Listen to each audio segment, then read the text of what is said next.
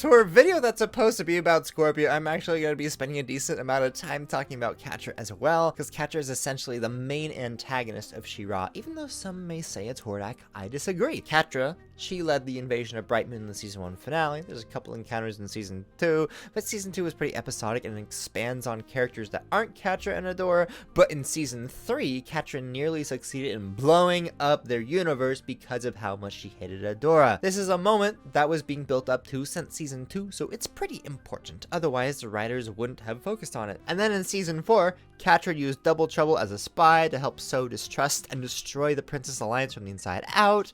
Meanwhile, Hordak sat in his lab trying to make weapons for basically the whole season. Sure, Hordak goes evil Rambo towards the end, but Catra was doing the majority of the destruction and planning until that point. Plus, Catra dethrones Hordak as head of the Horde, so she becomes Hordak's boss in a sense.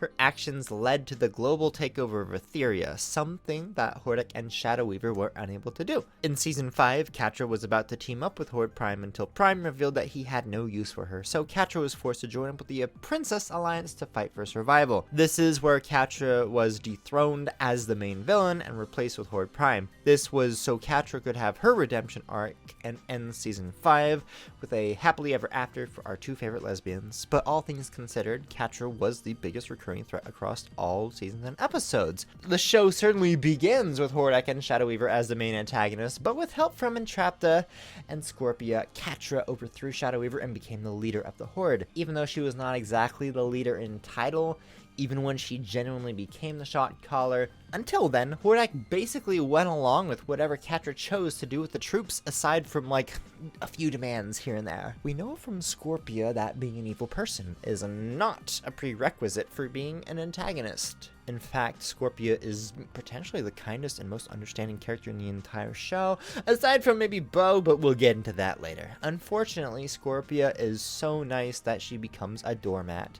She's so nice that she won't even do what's best for her because she doesn't want to inconvenience those around her. Typical people pleaser, but I don't think Scorpia falls into that box. When we repeatedly make choices on what we think will make people like us more, we are prioritizing our own ego.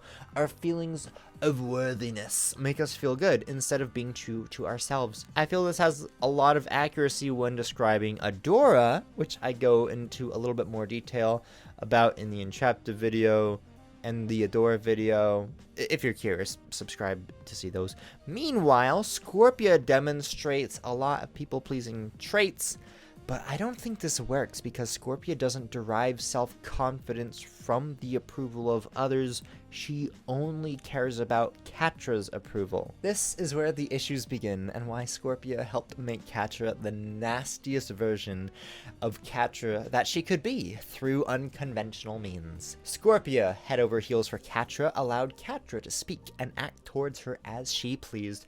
Scorpia's continued affection and praise, despite Catra being awful, reinforced Catra's behaviors towards her. That's just a synopsis of what I'll be discussing today, and I mentioned it briefly in the Hordak video, but now for a more meaningful dive into how this went down. To understand the psychology behind Catra's initial behavior, we have to understand how she was raised. Catra was acquired by the Horde at an early age. Catra was raised under Shadow Weaver, who actively delighted in torturing her. I will dispose of you myself.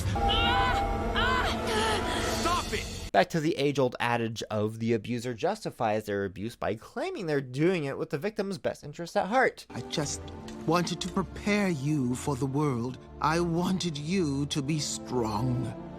We might think that Catra understands this is less than ideal because of the trauma inflicted upon her. However, Catra repeats everything that Shadow Weaver has done to her to Adora. I'm sorry, Catra.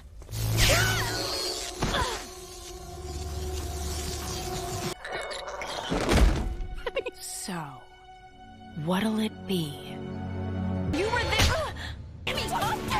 to a much lesser extent, but I'm using these moments to illustrate that Catra has learned a toxic way of displaying affection. Catra has had little positive influence from the people around her. Therefore, she has ingrained the behaviors of her peers. Not only that, but Catra still desperately wants to be treated nicely by Shadow Weaver, or at the very least not be talked down to and appreciated the same as or better than Adora. People tend to iterate the behaviors of people they like to an extent, which is why some people say, show me your 5 closest friends and I'll show you your future. It's not entirely accurate, but Catra is acquiring some behavioral traits from Shadow Weaver's abuse. Despite the toxicity, Catra still looks up to Shadow Weaver, still admires her, still craves approval, and will do anything to get that affection. The same exact issues of positive reinforcement also goes for Adora. The biggest difference between the two is Adora leaves the Horde. She finds out from Bow and Glimmer that hugs and compliments are really nice. Also, Adora has a principled stance on protecting the lives of citizens, so it's a lot easier for her to make the social transition, as she has this belief to ground herself in her new environment. Adora also doesn't look up to Shadow Weaver the way that Catra does, which is part of the reason why Catra's moral compass is all screwed up and she can't really make the same change as Adora. She just didn't grow up that way. In addition, Catra hasn't really experienced tender touch until Scorpia shows up in episode 5. I'm a hugger. Is this some kind of joke? You know, given the hyper-militaristic environment where touchy-feely hugs and kisses aren't the norm, like in Bright Moon, I mean it. we can infer that this is not a form of communication that is regular for the Horde. So it would make sense that Catra's first hug is a little bit terrifying, especially since she's used to combat training and she's quite skilled at that. So it's like, oh, this person's trying to do judo on me. That's fucking funny. Anyway, we can see more of this with Adora and the Alliance. Adora rarely ever initiates a hug and seems to be more caught off guard by them before eventually being the one to initiate. Welcome to Bright Moon! So, if this form of communication is not typical for Catra and Adora, or the Horde for that matter, why would it be normal for Scorpia? I find this to be really interesting because The Horde crash landed in my family's kingdom. We let them stay. My family gave Hordak our runestone, the Black Garnet. You're a princess? this combined with Scorpia having a general lack of legal responsibility, Catra left me in charge. Me! Can you believe it? No, I really can't. Scorpia has no leadership skills and is not a highly decorated soldier like Cobalt or Octavia. She's an honorary force captain because nepotism, because of family Horde relations. Also, I love how Scorpia says my family and not my mom's, as we find out later on that her parents are both femme. The showcase casually slipping in a non-normie couple without setting off the gaydar was a polarizing decision to say the least, but I really liked it. Anyways, what this has to do with Scorpia's family is she has very loving parents, and despite being affiliated with the Horde, generally seems like a well-adjusted person. Especially because she didn't grow up under an abusive mom like Adora and Catra did. Because of the circumstances, Catra can't really enjoy physical affection, you know, except for that one time. She's earned his trust. But even then, Catra seems scared until she realized Shadow Weaver wasn't actively hurting her in this instance. So the physical thing is just an example, but Catra has basically zero experience with positive reinforcement altogether. Along comes Scorpia, who Catra treats, you know, basically the same as everybody else because that's how she was raised. Scorpia provides positive reinforcement to Catra, so when Catra is mean to her, Scorpia rewards this behavior, which makes Catra treat Scorpia worse and worse over time. The only moment where this wasn't the case was in the Christmas episode where Catra offers Scorpia her blankie, and also during season 3, episode 3, Once Upon a Time in the Desert. Catra and Scorpia have a sentimental moment for a split second where it seems like Catra is about to show Scorpia her appreciation, and then simply says, We make a good team, that's it. Right. A good team. That's us. Catra is attempting to show Scorpia appreciation in a different way. More on that later, but back to how behavior of people around you can change how you behave. Entrapta enters the Fright Zone. Hordak learns through Entrapta how to be a better person, and generally feels inclined to do so because he likes the way Entrapta makes him feel and he wants to make others feel like that. More on that in my Hordak video, but I believe something similar happened between Catra and Entrapta as well. Think of what you could accomplish here. What we could accomplish together.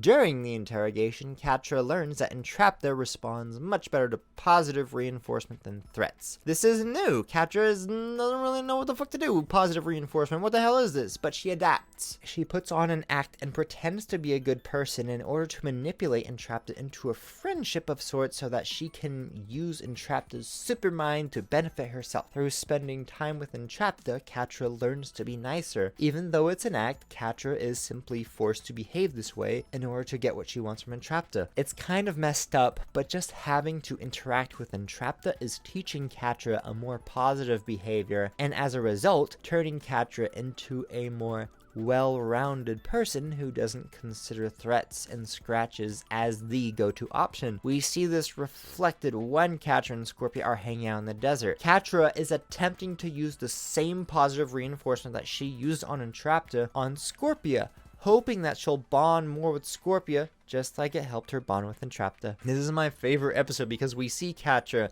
essentially leave all her Horde responsibilities behind and entertain the idea of leading a brand new life, free from Hordak's expectations, free from fighting for Shadow Weaver's affection, free from judgment from everyone else, and free from the looming threat of She-Ra. For a single episode, we see Catra unshackled by all the trauma in her life. Then, when Catra captures Adora and learns that Shadow Weaver went to Brightmoon in search of Adora, everything that Catra left behind in the Horde comes crashing back down, overwhelming her as she is reminded how inadequate Shadow Weaver makes her feel and how desperate Catra is to change that. Catra? You okay? From there, Catra falls back into her old habits. Scorpia continues to be kind to Catra, reinforcing these negative behaviors throughout Season 4. The saddest part about this is, we know Scorpia feels bad for Catra over her past, even excusing her behavior at some points. She's mean. She's misunderstood! You of all people should know that! Unfortunately, Scorpia's displays of empathy were mistimed, and this made the situation worse for everyone. Rather than capitalize on the rare moments of Catra's kindness or try to have the difficult but worthwhile discussion with Catra about her past, Scorpia, she became an enabler. Yep, that's the video. Scorpia was too nice to Catra and let her walk all over her, so she enabled Catra. That's Scorpia's biggest contribution to Catra's character arc. Simplified. You know, counterpoint, we don't go back at all. What? Though Scorpia eventually got to talk to Catra about leaving the Horde behind to prioritize their mental, it was actually a great moment and placed just before the writers could tear it all down again with Adora and the Shadow Weaver thing. Don't take this video as me saying Scorpia is a bad character. In both senses, she was so infatuated by Pussycat that she added to the conflict, which is fantastic. We have Catra, one of the most fucked up people in the show, and Scorpia, who, if not for Bo, might be the nicest person in the show. Scorpia, being so nice, highlights all the bad things Catra does. She is a great foil. Catra would not be as interesting or evil without Scorpia's help. Ultimately, I think this is a really good writing choice, and it's very similar to the Soren and Viren dynamic in Dragon Prince. This also highlights the biggest distinction between Bo and Scorpia, because I feel like they reflect pretty well on each other. Where Bo has leadership qualities, Scorpia does not have the emotional strength nor the maturity to make the hard calls or set boundaries like Bo does, leaving all the hard decisions up to Catra, with the exception of like 2, maybe 3 times in the entire show. This was not only a character flaw of Scorpia's, but actively made the burden on Catra's shoulders worse, which in turn made all the emotional aspects of what the two had going even worse as well. Catra was suddenly responsible for Scorpia and all of her mistakes, but Catra still brought Scorpia along as her +1 in almost every adventure she went on. As we've established, Catra has no idea how to express herself in a healthy manner, but She appreciates Scorpia's company and almost always has her around. Sometimes Scorpia invades Catra's personal bubble and Catra lobs insults and stuff, but generally we can see throughout the show that while Catra is meaner and meaner to Scorpia over time, the two get kind of adjusted to each other, and Catra actually develops an affinity for Scorpia. She must really trust me. I can't let her down. Scorpia is elated when Catra gives her responsibility over one of the Horde's most crucial outposts. Even though it's carried over with the insult of "not even you can mess this up," the episode Roll With It establishes this as a very crucial zone for the Horde to control.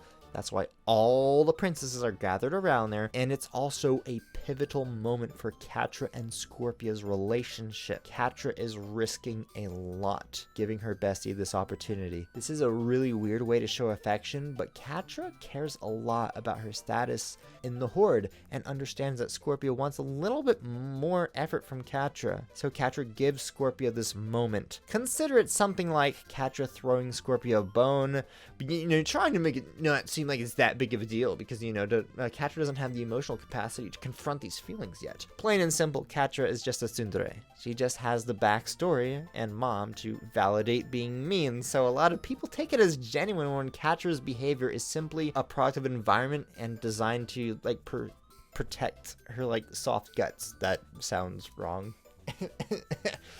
Catra hates that feeling of being close with people because it makes her vulnerable. You're a bad friend.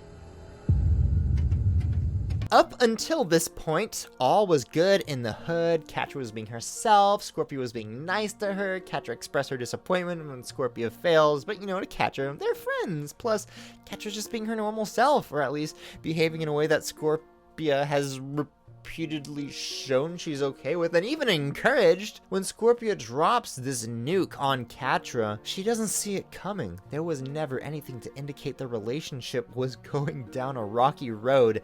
Everything was normal. Everything was normal from Catra's perspective because, again, Catra has literally never had a relationship as positive as what she had with Scorpia, which is why Catra doesn't understand how much of an ass she had been.